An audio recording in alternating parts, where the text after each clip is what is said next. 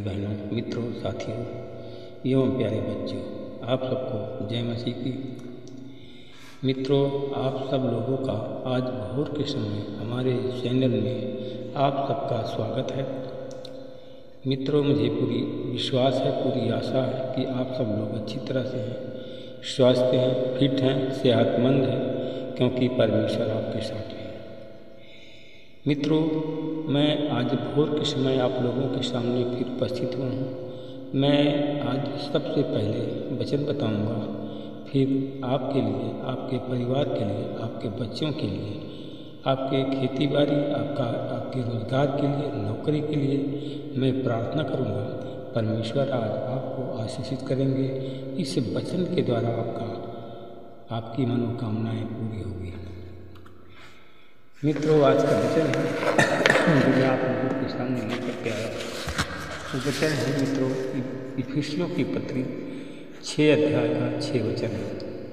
मैं इस वचन के द्वारा बात करूंगा और इसी के आधार पर प्रार्थना करूंगा। मनुष्य को प्रसन्न करने वालों के समान दिखावटी सेवा न करो, पर यीशु मसीह के दासों के समान हृदय से परमेश्वर की इच्छा को पूरी करो। मेरे भाई और बहनों, मेरे मित्रों, साथियों, हम सब लोग देखते हैं कि लोग मनुष्य को खुश करने के लिए दिखावटी सेवा करते हैं, दिखावटी प्रार्थना करते हैं। पर जैसे यीशु चाहता है कि लोग हृदय से परमेश्वर की इच्छा पूरी करें, इस प्रकार की लोग सेवा नहीं करते हैं। मित्रों,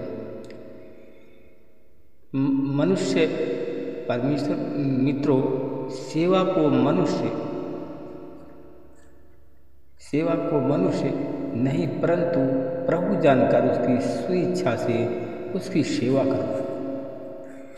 मित्रों, आप यह भी जानते हुए, चाहे दास हो, चाहे स्वतंत्र हो, चाहे अच्छा कार्य करेगा तो प्रभु वैसा ही प्रतिफल तुमको देगा। अगर आप लोग अच्छी सेवा करेंगे तो आपको परमेश्वर अच्छा प्रतिफल देगा।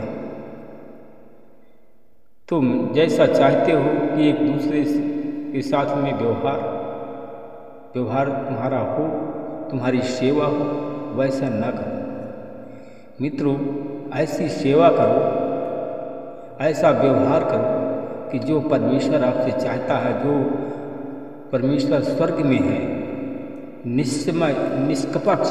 मित्रों, जो स्वर्ग में है उसकी सेवा निष्पक्ष करो और धमकियाँ देना लोगों को बंद करो। बहुत से लोग हैं, सेवा तो करते हैं परंतु धमकियाँ देते हैं।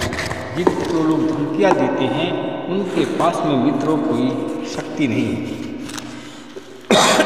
मेरे भाई और बहनों, मित्रों, मेरे साथियों, हम सब सेवा करें परमेश्वर की, और जब परमेश्वर की हम सेवा करें तो निष्पक्ष सेवा करें। मित्रों, मैं जब यह वचन पढ़ रहा था तो मुझे एक और शक्तिशाली स्वर्गदूत बादल को ओढ़े हुए स्वर्ग से उतरते दिखाई दिया। उसके सिर पर बादल के समान धनुष था, आकाश के समान धनुष था। उसका मुख सूर्य जैसा और उसके पांव अग्नि के खंभे के समान थे। मित्रों, उसके हाथ में खुली हुई एक छोटी सी पुस्तक को मैंने देखा।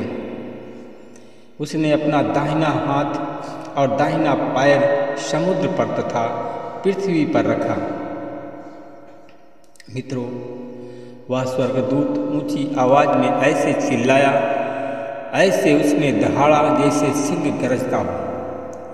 मित्रों, जब वह चिल्लाया तो गर्जन के 5-6 शब्द सुनाई दिए। मित्रों, जैसे आज आप लोग देखते हैं कि जहाँ पर साउंड बक्सा बड़ा लगा रहता है, एक बार बोलते हैं तो 3 बार 4 बार सुनाई पड़ता है। मित्रों, उसी प्रकार जब वो दहाड़ा तो मुझे गर्जन के 7 शब्द सुनाई दिए। जब गर्जन के शब्द हो चुके तो मैं फिर प्रार्थना करने पर था। परंतु मुझे आकाश से एक शब्द यह कहते हुए सुनाई दिया, जो बातें गर्जन के शब्दों ने कही है उस पर कहा मुहर लगा दे। और कहा कि उस पर मुहर लगा दे और उसको ना लिख। इसके बाद स्वर्गदूत को मैंने समुद्र और पृथ्वी पर खड़ा देखा और उसने अपना दाहिना हाथ स्वर्ग की ओर उठाया और उसकी शपथ खा करके, जो युग युग जीवित है, जिसने स्वर्ग और सारी वस्तुओं को, पृथ्वी और सारी वस्तुओं तथा समुद्र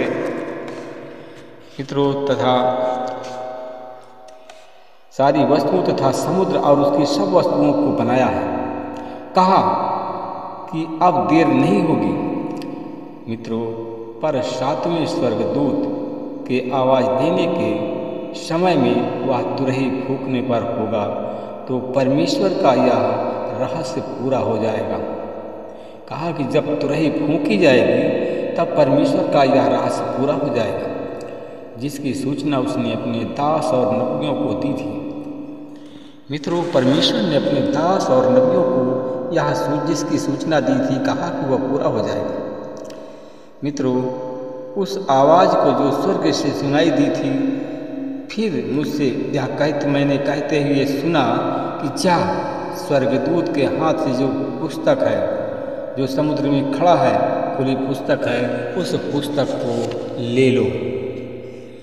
मेरे भाई और बहनों, मित्रों, मेरे साथियों, प्रभु के उस दास ने कहा, प्रभु के दास ने कहा कि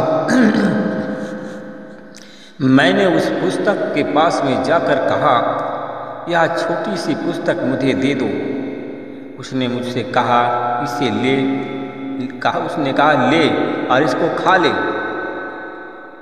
यह तेरा पेट तो कड़वा कर देगी, परंतु तेरे मुंह में मधु से मीठी लगेगी। मेरे भाई और बहनों, उसने कहा, जब वो गया तो स्वर्गदूत के हाथ से पुस्तक लेकर के खा लिया और उसके मुंह में मधु से मीठी लगी। उसने कहा, जब उसने खाया तो उसका पेट कड़वा हो गया। इसके बाद उसने कहा गया कि तुझे बहुत से लोगों, बहुत से जातियों, बहुत से भाषाओं और राजाओं, कर्मचारियों, नेताओं के समक्ष फिर से तुम्हें प्रार्थना करनी पड़ेगी। मेरे भाई और बहनों, मित्रों, मेरे साथियों, परमेश्वर चाहता है कि आप लोगों से परमेश्वर चाहता है कि आप लोग खुद परमेश्वर के सुसमाचार अन्य लोगों तक पहुंचाएं। परमेश्वर आपसे यही इच्छा करता है। परमेश्वर की यही इच्छा है। और जब आप परमेश्वर के सुसमाचार को पहुंचाएंगे तो जो परमेश्वर ने कहा है और वह सब पूरा हो जाएगा। मैं प्रार्थना करूंगा आप लोगों के लिए। अनुग्रहकारी दयालु पिता परमेश्वर, प्रभु यीशु मसीह, मैं आपका धन्यवाद करते हुए, प्रभु जी, मैं आपके चरणों में फिर आ रहा हूँ। हे प्रभु, मैं उन लोगों के लिए मैं प्रार्थना करता हूँ जितने तेरे दास और दासी, जो लोग मन से प्रार्थना नहीं करते हैं, उनका मन प्रभु आपसे दूर है। आज वो लोग कष्ट में, संकट उनके घर में, उनके घर में रोना चिल्लाना मचा हुआ है। प्रभु जी, मैं ऐसे लोगों के लिए मैं प्रार्थना करता हूँ। प्रभु जी, हृदय से प्रार्थना करता हूँ कि उनके मन और भावनाओं को प्रभु आप बदल दीजिए। परमेश्वर पिता, आप उसके मन और भावनाओं को बदल दीजिए, जिससे उनका जीवन बदल जाए, उनके परिवार में, उनके बच्चों में परिवर्तन हो जाए और प्रभु यीशु मसीह, वो लोग चंगे हो जाए, उनके घर से रोना पीटना चिल्लाना बंद हो जाए, कर्ज के बंधन से वो लोग मुक्त हो जाए। मैं प्रभु जी उन भाई बहनों के लिए मैं प्रार्थना करता हूँ परमेश्वर पिता, जिसकी आज्ञा आपने दी है, जो लोग जिनके मन को शैतान ने भरमा दिया है और प्रभु आपकी आज्ञाओं के अनुसार नहीं चलते, आपके वचन के अनुसार नहीं चलते हैं, वो लोग आज एक्सीडेंट हो गए, आज घायल अवस्था में अस्पताल में पड़े। कुछ ऐसे लोग हैं जिनका जो प्रभु आपसे क्षमा नहीं मांगते हैं, आज वो लोग अस्पताल में भर्ती हैं, आज वो लोग सो गए, कुछ लोग सो गए। मैं उन लोगों के लिए प्रार्थना करता हूँ जो लोग अस्पताल में भर्ती हैं, घायल हैं, प्रभु जी उनके घायल जगह पर तेरे लहू को लगा करके, तेरे लहू से धो करके उनको शुद्ध करता हूँ। उनके घाव भर जाएं, उनका घाव सूख जाए और यीशु मसीह के नाम से वो लोग चंगे हो जाएं।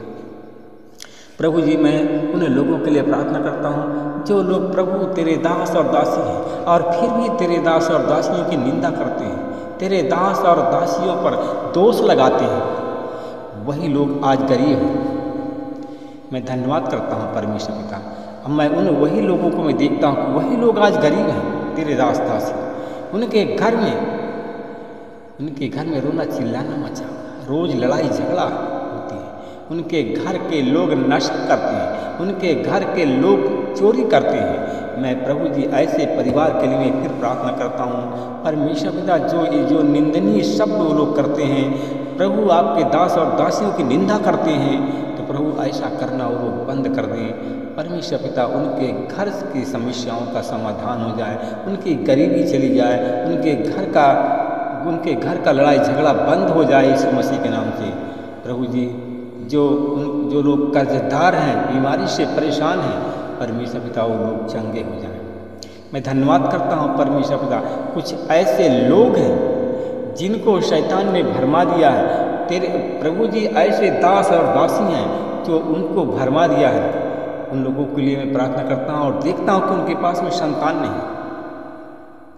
प्रभु कुछ ऐसे लोग हैं कि तेरे दास और दासियों पर उंगली उठाते हैं, तेरे दास और दासियों की बुराई करते हैं, तेरे दास और दासियों को तुच्छ समझते हैं, और प्रभु जी वो लोग भेंट और दान से चोरी करते हैं। प्रभु जी उन लोगों के लिए मैं प्रार्थना करा जो लोग ऐसे करते हैं, परमेश्वर पिता उनके मन को बदल दिए और भावनाओं को बदल दीजिए। प्रभु जी वो तेरे आशीष से वंचित ना हो और वो लोग चंगे हो जाए। जो लोग नौकरी की कामना करते हैं उन्हें सरकारी नौकरी दे करके आशीषित करें। प्रभु जी हर एक शैतानी बंधन से लोग मुक्त किए जाएं। आमीन।